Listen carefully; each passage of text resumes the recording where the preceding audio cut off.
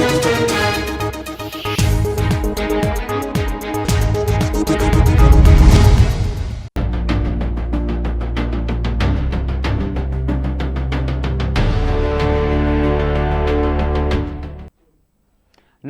मैं हूं अनुपम कुमार और आप देख रहे हैं मिरर मीडिया का खास कार्यक्रम मिरर बुलेटिन।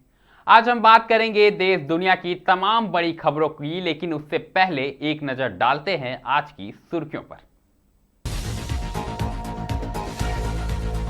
संसद में महाभारत के बीच आधी रात को लागू हुआ महिला आरक्षण कानून 2023, सरकार ने जारी किया नोटिफिकेशन।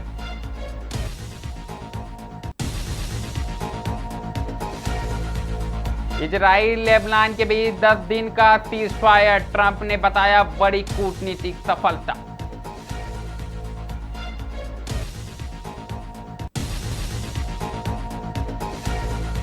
रांची के चुटिया में 200 से अधिक गैस सिलेंडर जब्त, कई ठिकानों पर देर रात तक चली छापेमारी।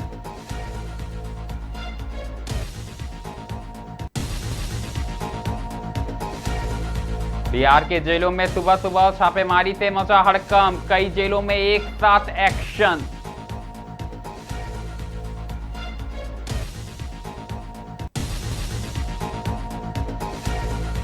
जमशेदपुर के जुगलसराय में सफाई कर्मचारी की पिटाई के बाद विरोध, काम ठप कर प्रदर्शन।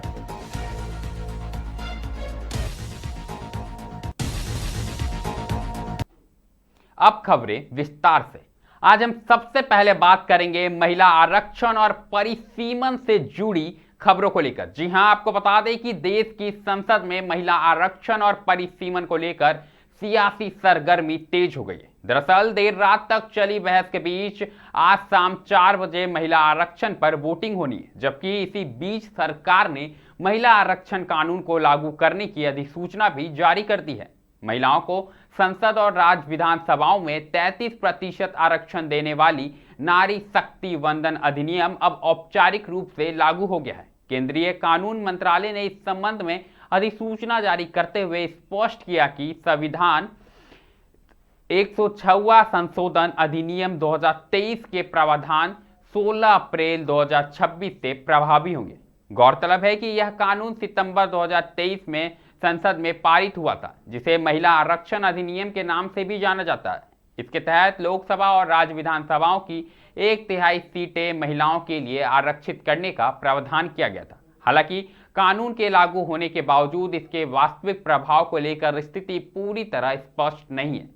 पहले यह तय किया गया था कि यह आरक्षण 2027 की जनगणना के बाद होने वाली परिसीमन की प्रक्रिया पूरी होने के बाद ही लागू हो सकेगा। ऐसे में सवाल उठ रहे हैं कि जब संसद में इसी विषय पर संशोधन को लेकर बहस जारी है, तब इसे 16 अप्रैल से लागू करने की अधिसूचना क्यों जारी की गई। इस बीच लोकसभा में जिन 3 विधेयकों पर चर्चा हो रही है, उनका मुख्य उद्देश्य महिला आरक्षण को 2029 से प्रभावी बनाना है। इस मुद्दे पर सत्ता पक्ष और विपक्ष के बीच तीखी बहस देखने को मिल रही है और आज होने वाली वोटिंग को बेहद अहम माना जा रहा है। कुल मिलाकर महिला आरक्षण कानून को लेकर सियासी घमासान तेज होता नजर आ रहा है और विपक्ष हो और सत्ता पक्ष हो, एक दूसरे पर बयानबाजी तेज कर दी गई है।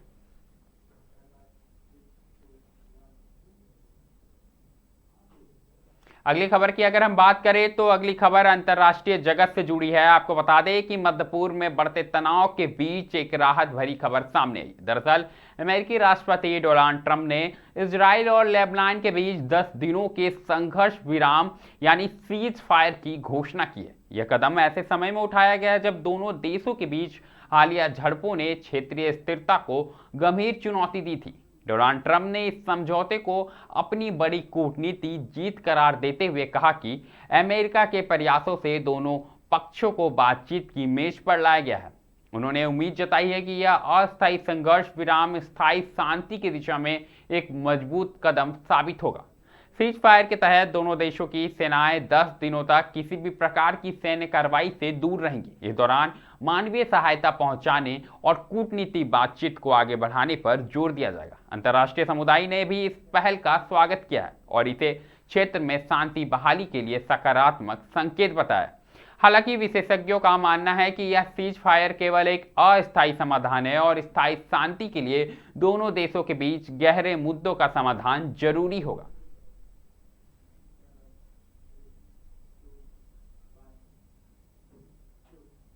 अगली खबर की बात करें तो अगली खबर राजधानी रांची से आई है। आपको बता दें कि राजधानी रांची के चुटिया इलाके में जिला प्रशासन ने बड़ी कार्रवाई करते हुए अवैध रूप से रखे गैस सिलेंडरों को जब्त किया। दरअसल यह कार्रवाई गुप्त सूचना के आधार पर की गई है, जिसमें साई कॉलोनी और पावर हाउस सारा कॉलोनी सहित कई जगहों पर छापेमारी की गई।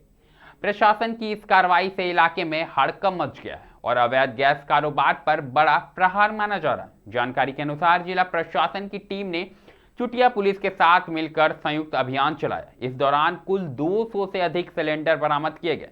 जब सिलेंडरों में कमर्शियल सिलेंडर के अलावा उज्ज्वला योजना, इंडियन और भारत गैस कंपनी के घरेलू सिलेंडर भी शामिल हैं। अधिकारियों के अनुसार इन सिलेंडरों का उपयोग नियमों के खिलाफ किया जा रहा है। ऐसे में कहीं ना कहीं जिला प्रशासन का यह एक्शन बड़ा एक्शन माना जा रहा है और साफ तौर पर जो कालाबाजारी जारी है बाजार में, उसको रोक के लिए यह बड़ा कदम उठाया गया है।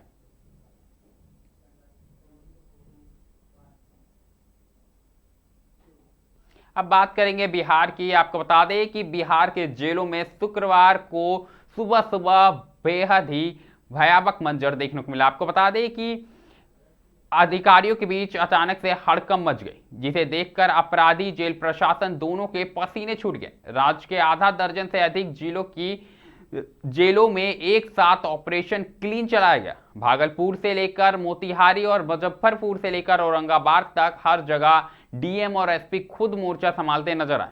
अब दुनिया सो रही थी तब 200 से अधिक जवानों की टुकड़ी जेल के फाटकों को पार कर बैरकों की तलाशी ले रही थी। इस औचक निरीक्षण ने जेलों के भीतर चल रहे नेटवर्क को ध्वस्त करने के संकेत दिए हैं। आपको बता दें कि लगातार लंबे समय से जेलों में जो अलग अलग खबरें सामने आई थी, जिसके बाद कहीं ना कहीं बिहार में एक साथ जेलों की छापेमारी की गई है और एक एक चीज को अच्छे से जांचा गया है, बारीकी से जांचा गया है। तमाम जो जिले के एसपी हो या डीएम हो खुद मोर्चा संभाले नजर आ रहे थे और सुबह सुबह हर एक बैरक की जांच की गई और जो भी निर्देश दिए गए हैं, विशेष तौर पर सुरक्षा से समेत तमाम निर्देश जारी किए गए हैं और साफ तौर पर यह संकेत दिए गए हैं कि जेलों में किसी भी प्रकार की गड़बड़ी अब बर्दाश्त नहीं की जाएगी। अगर हम बात करें तो कुल मिलाकर यह बिहार में जो जेलों की छापेमारी हुई है बहुत बड़ा एक्शन माना जा रहा है, ताकि आने वाले समय में जो जेलों में गड़बड़ी हो रही है उस पर रोक लगाया जा सके।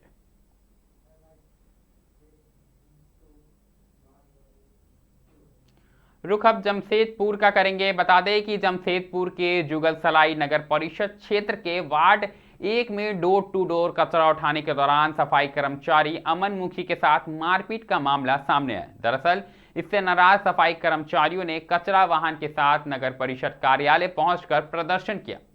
कार्यपालक पदाधिकारी के मामले में निक्षेप जांच और कार्रवाई का आश्वासन देने के बाद कर्मचारी शांत हुए। मामले में दोनों पक्षों ने थाने में शिकायत दर्ज कराई है। जानकारी के अनुसार सफाई कर्मी अमन मुखी कचरा लेने के लिए मोहम्मद रमजान के घर पहुंचे थे। कचरा लेकर लौटने के दौरान सड़क पर खड़ी बाइक से कचरा टच हो गया। इस बात को लेकर अमन मुखी और मोहम्मद रमजान के बीच कहासुनी हो गई, जो हाथापाई में बदल गई।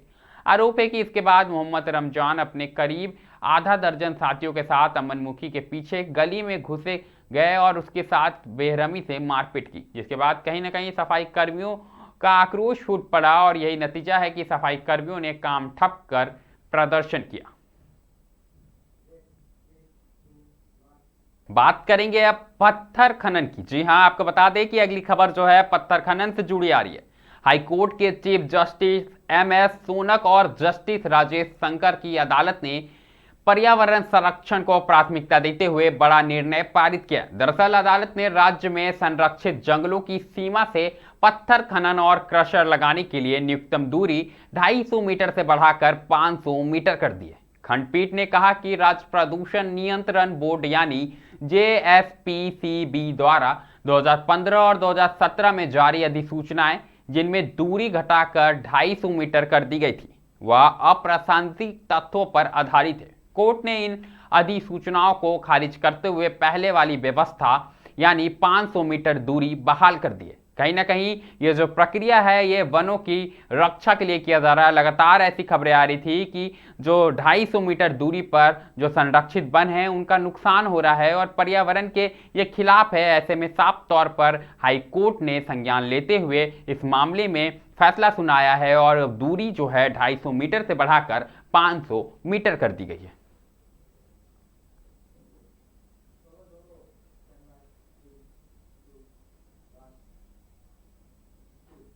अगली खबर की बात करें तो अगली खबर राजधानी दिल्ली से है। आपको बता दें कि इंदिरा गांधी अंतर्राष्ट्रीय एयरपोर्ट पर एक बड़ा हादसा होते होते टल गया। दरअसल जानकारी के अनुसार स्पाइस जेट और आकाशा एयरलाइन के 2 विमानों के पंख आपस में टकराने से बाल बाल बच गए। यह घटना उस समय हुई जब दोनों विमान एयरपोर्ट पर मूवमेंट के दौरान एक दूसरे के बेहद करीब आ गए थे।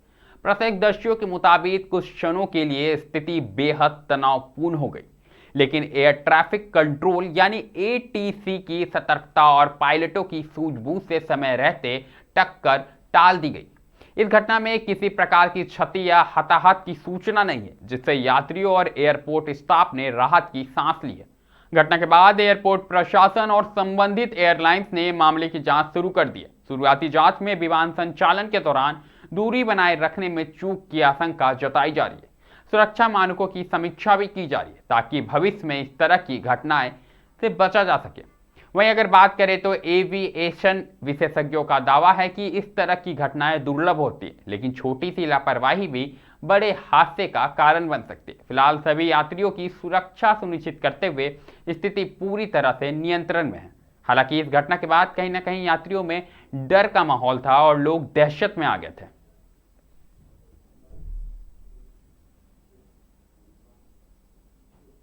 अगली खबर मौसम से जुड़ी है। आपको बता दें कि इन दिनों देश भर में मौसम में बदलाव देखा जा रहा है। इसका असर साफ तौर पर अब झारखंड के मौसम में भी देखने को मिल रहा है। अगर हम बात करें तो झारखंड में आने वाले दिनों में भीषण गर्मी लोगों की मुश्किलें बढ़ा सकती है। भारतीय मौसम विभाग यानी आईएमडी ने राज्य के कई जिलों में हीट वेव यानी लू को लेकर अलर्ट जारी किया है। विभाग के अनुसार तापमान में लगातार बढ़ोतरी दर्ज की जाएगी, जिससे दिन के समय तेज धूप और गर्म हवाओं का प्रभाव और अधिक हो जाएगा। मौसम वैज्ञानिकों का कहना है कि अधिकतम तापमान सामान्य से कई डिग्री ऊपर जा सकता है। खासकर दोपहर के समय बाहर निकलना स्वास्थ्य के लिए जोखिम भरा हो सकता है। गर्म हवाओं के चलते डिहाइड्रेशन, चक्कर आना और हीट स्ट्रोक जैसी समस्याओं का खतरा बढ़ गया है। प्रशासन ने लोगों से सतर्क रहने की अपील की है। अनावश्यक रूप से घर से बाहर ना निकलने, अधिक पानी, हल्के और ढीले कपड़े पहनने तथा बच्चों और बुजुर्गों का विशेष ध्यान रखने की सलाह दी गई है। विशेषज्ञों के अनुसार यह हीट वेव का असर अगले कुछ दिनों तक जारी रह सकता है, इसलिए लोगों को सावधानी बरतने और मौसम विभाग की सलाह का पालन करने की जरूरत है।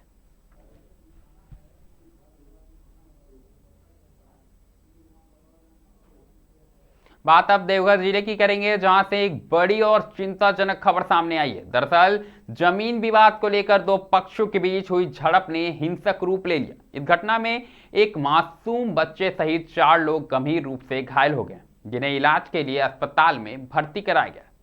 बताया जा रहा है कि विवाद काफी समय से चल रहा था, जो अचानक उग्र हो गया। आरोप है कि एक पक्ष ने दूसरे पक्ष पर लोहे की रॉड से जानलेवा हमला कर दिया। हमले में सभी घायलों के सिर पर गंभीर चोटें आई हैं, जिससे इलाके में दहशत का माहौल है। घटना के बाद पीड़ित परिवार ने नगर थाने में लिखित शिकायत दर्ज कराई है। पुलिस ने मामले को गंभीरता से लेते हुए आरोपियों के खिलाफ प्राथमिकी दर्ज कर जांच शुरू कर दी है। वहीं दूसरे पक्ष ने सभी आरोपों को गलत बताया है और खुद को निर्दोष बताया। साफ तौर पर उन्होंने निष्पक्ष जांच की मांग की है। दोनों पक्षों के अलग अलग दावों के कारण मामला और उलझता नजर आ रहा है। फिलहाल पुलिस मामले की जांच कर रही है। क्या हुआ पूरा बताइए। वहाँ जमीन विवाद लेकर के झमेला हुआ रास्ता छोड़ने के कारण, जिसमें हम लोग वहाँ गए। बीच बचाव में वो लोग उसको मारपीट करके घायल कर दिया, हम लोग 4 आदमी को।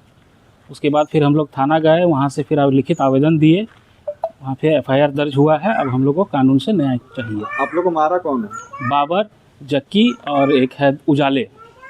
रास्ता छोड़ने के लेकर विवाद हुआ था। बोला गया कि आप लोग भी वहाँ पे लूटपाट किए, मारपीट? नहीं, ऐसा कुछ नहीं है। वो लोग खुद से अपने से सामान तोड़ ताड़ करके सामने वो लोग बता रहा है कि ये लोग लूटपाट करने गए आप लोग बचाव में गए थे हम लोग। अगली खबर रामगढ़ जिले से आई है, जहां अवैध शराब के खिलाफ उत्पाद विभाग ने गुरुवार को व्यापक छापेमारी अभियान चलाते हुए बड़ी कार्रवाई को अंजाम दिया। दरअसल सहायक आयुक्त उत्पाद अरविंद कुजूर के निर्देश पर गोला थाना क्षेत्र के कामता, रायपुरा और कुसेटेगड़ा समेत कई गांवों में सघन अभियान चलाया गया। इस दौरान टीम ने कई अवैध शराब भट्टियों को ध्वस्त कर दिया और मौके से लगभग 2000 किलोग्राम जावा महुआ तथा 150 लीटर तैयार महुआ शराब बरामद किया।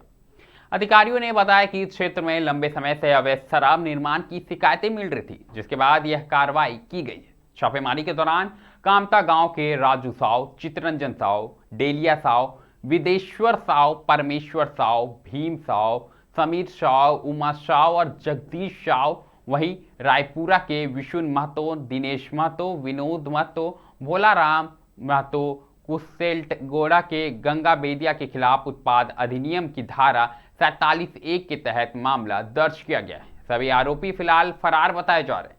यह पूरा अभियान अवर निरीक्षक कांग्रेस कुमार के नेतृत्व में चलाया गया। आपको बता दें कि कहीं ना कहीं ये जो कार्रवाई है ये बड़ी कार्रवाई मानी जा रही है और साफ तौर पर विभाग ने स्पष्ट कर दिया है कि जिले में अवैध कारोबार को किसी भी तरह से बर्दाश्त नहीं किया जाएगा और यह कार्रवाई आगे भी निरंतर जारी रहेगी।